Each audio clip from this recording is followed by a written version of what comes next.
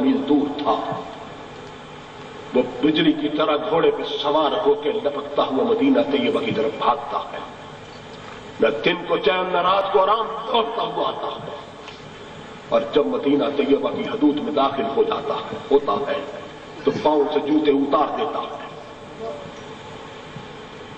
پتا تھا کون سی سرزمین آ گئی، اور جب روضہ رسول کے احاطے میں داخل ہوتا ہے تو بچوں کی طرح گھٹنوں کے بل چلنا شروع کر دیتا ہے، اور روتا ہوا دربار رسالت پہ یہ صدا دیتا ہے، یا رسول اللہ صلی اللہ علیہ وسلم، یہ کیسے ہو سکتا ہے میں زندہ رہوں اور آپ کو کوئی تکلیف پہنچا جائے، میں زندہ رہوں اور آپ کو کوئی تکلیف پہنچا جائے۔ اگلے دن پھر خواب آتا ہے اور نبی علیہ الصلوۃ والسلام فرماتے ہیں کہ نور الدین، یہ دو کتے مجھے تنگ کر رہے ہیں۔ سلطان کو بات سمجھ نہیں آتی۔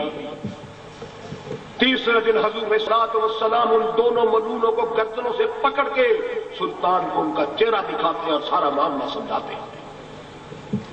سلطان نور الدین زنگی اعلان کرتا ہے کہ کل پورے شہر مدینہ کی دعوت ہوگی، کل پورے شہر مدینہ کی دعوت ہوگی۔ پورے شہر مدینہ کو دعوت دی گئی۔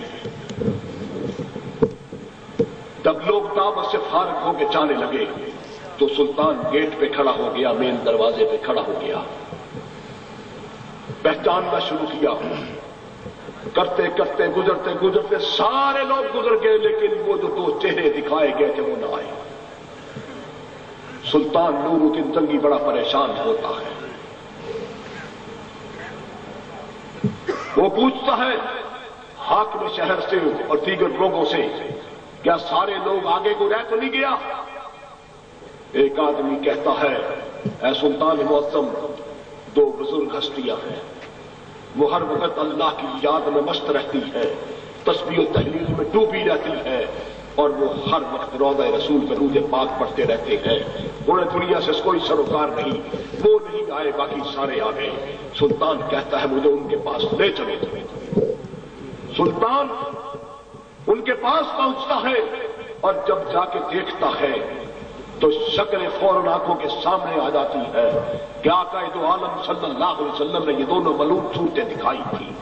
سلطان دونوں کو پکڑ لیتا ہے، اور وہ عاشق رسول تھا، اس نے پھر آقا کا انتقام لیا، اس طرح لیا کہ روضہ رسول کے قریب چمڑا بچھایا اور ان دونوں کو ذبح کیا، دونوں کے گلے کاٹے۔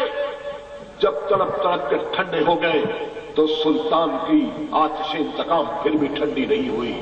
فرمایا ان کی لاشوں کو آگ لگاؤ تاکہ یہ قیامت تک کے لیے عبرت بن جائے۔ ان کی لاشوں کو آگ لگائی گئی اور سلطان نور الدین زنگی نے ان کا سیاہ سرما بنایا، انہیں خاکستر میں خاک میں تبدیل کیا اور پھر جنگل میں پھینکوا دیا۔ میں نے اس سے کہا، ذرا غور کیجیے میری بات پہ، میں نے اس سے کہا، اور میرے سادہ دوست بتا، وہ عیسائی جو روضہ رسول کو سرنگ لگانے کے لیے آئے تھے، وہ مسلمانوں کے سامنے کون سا کلمہ پڑھتے تھے؟ کہنے لگا لا الہ الا اللہ محمد رسول اللہ پڑھتے تھے۔ میں نے کہا وہ ان کے ہاتھوں میں کون سا قرآن مجید ہوتا تھا؟ کہنے لگا وہی جو ہمارے پاس ہوتا ہے۔ میں نے کہا ان کے ہاتھوں میں کون سی حدیث کی کتابیں ہوتی تھی؟ کہنے لگا جو ہمارے پاس ہوتی ہے۔ میں نے کہا وہ کون سا درود شریف پڑھتے تھے؟ کہنے لگا جو درود شریف ہم پڑھتے ہیں۔ میں نے پوچھا بتا وہ کس طرح منہ کر کے قبلہ کس طرح منہ کر کے نماز پڑھتے تھے؟ کہنے لگا جس طرح یعنی خانہ کعبہ کی طرف منہ کر کے ہم نماز پڑھتے ہیں۔ میں نے کہا کیا وہ داڑیاں رکھتے تھے؟ ان کی داڑیاں تھی؟ کہنے لگا تھی۔ میں نے کہا کیا ان کے سروں پر ٹوپیاں اور عمامے تھے؟ کہنے لگا تھے۔ میں نے کہا وہ دن میں کتنی نمازیں پڑھتے تھے؟ کہنے لگا 5 پڑھتے تھے۔ میں نے کہا کہاں پڑھتے تھے؟ کہنے لگا مسلمانوں کی مسجد میں یعنی مسجد نبوی میں پڑھتے تھے۔ میں نے کہا فجر کی کتنی رکعتیں پڑھتے تھے؟ کہنے لگا 4 پڑھتے تھے۔ ظہر کی 12 پڑھتے تھے، عصر کی 8 پڑھتے تھے، مغرب کی 7 پڑھتے تھے، عشاء کی 17 پڑھتے تھے۔ میں نے کہا مجھے یہ بتا کہ ان قادیانیوں اور ان 2 عیسائیوں نے جو روضہ رسول کا سرنگ لگانے کے لیے آئے تھے کیا فرق ہے؟ روضہ رسول کو سرب لگانے والے اس خبیث کی طرح ہے، وہ بھی مسلمانوں کے لباس پہن کے عمامے لے کے مسلمانوں کے اندر گھسے تھے، یہ بھی مسلمانوں کا لباس پہن کے مسلمانوں کی کتابیں لے کے مسلمانوں کی داڑھی رکھ کے مسلمانوں کی طرح مسجد بنا کے مسلمانوں والا کلمہ پڑھ کے مسلمانوں والا قرآن پڑھ کے مسلمانوں کی حدیث پڑھ کے اپنے آپ کو مسلمان کہتے ہیں، حالانکہ 40 نبی مرزا قادیانی کے ماننے والے اور پکے کافر ہیں۔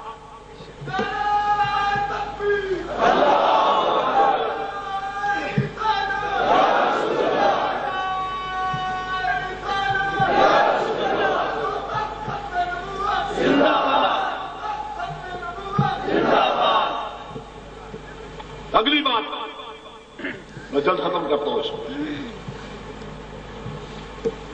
حضرت سلیمان علیہ السلام کا واقعہ ہے، میں آپ کو سمجھانا چاہتا ہوں کہ ان کے درمیان ہمارے درمیان فرق کیا ہے۔ ہمارے سادہ لوگ مسلمان کہتا ہے جناب ہم بھی پڑھتے ہیں لا الہ الا اللہ محمد رسول اللہ، اور وہ بھی پڑھتے ہیں لا الہ الا اللہ محمد رسول اللہ۔ قادیانی مرزا بشیر الدین کے پاس گئے اور کہا کہ ہر نبی کا اپنا کلمہ تھا، لا الہ الا اللہ آدم صفی اللہ، لا الہ الا اللہ موسیٰ کلیم اللہ، لا الہ الا اللہ عیسیٰ روح اللہ۔ ہمارا مرزا قادیانی اس کا کلمہ الگ کیوں نہیں ہے؟ ذرا غور سے سنیے، اس نے جو جواب دیا، اس نے ایک جواب دیا کہ کلمہ الگ اس لیے نہیں ہے کہ محمد صلی اللہ علیہ وسلم دوبارہ دنیا میں مرزا قادیانی کی شکل میں تشریف لے آئے ہیں۔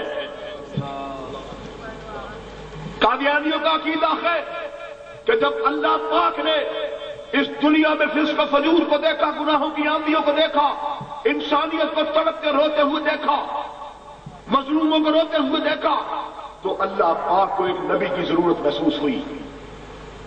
لیکن اللہ تو اپنی کتاب میں ختم نبوت کا اعلان کر چکا تھا، اللہ اپنی کتاب میں ختم نبوت کا اعلان کر چکا تھا۔ اللہ اگر کسی نئے نبی کو بھیجتا ہے تو اللہ کی اپنی بات پہ زد پڑتی ہے، چوٹ پڑتی ہے، لہذا اللہ نے فیصلہ کیا کہ وہ محمد صلی اللہ علیہ وسلم کو نعوذ باللہ دنیا میں دوبارہ بھیج دے۔ اور استغفر اللہ معاذ اللہ وہ کہتے ہیں کہ اس حالت کو دیکھتے ہوئے اللہ پاک نے مرزا قادیانی کو نعوذ باللہ، مرزا نبی علیہ الصلوۃ والسلام کو نعوذ باللہ مرزا قادیانی کی شکل دے کر دنیا میں دوبارہ بھیج دیا۔ اور مرزا قادیانی کہتا ہے کہ میں عقل کے اعتبار سے بھی محمد ہوں، میں شکل کے اعتبار سے بھی محمد ہوں، میں علم کے اعتبار سے بھی محمد ہوں، میں عمل کے اعتبار سے بھی محمد ہوں، بلکہ مجھے زیادہ پڑھے لکھے دور میں بھیجا گیا ہے، میں محمد کی اکمل صورت ہوں۔ اسی لیے وہ بکتا ہے کہ حضور علیہ الصلوۃ والسلام کی نبوت پہلی رات کے چاند کی طرح بے نور تھی، اور میری نبوت 14ویں رات کے چاند کی طرح روشن ہے۔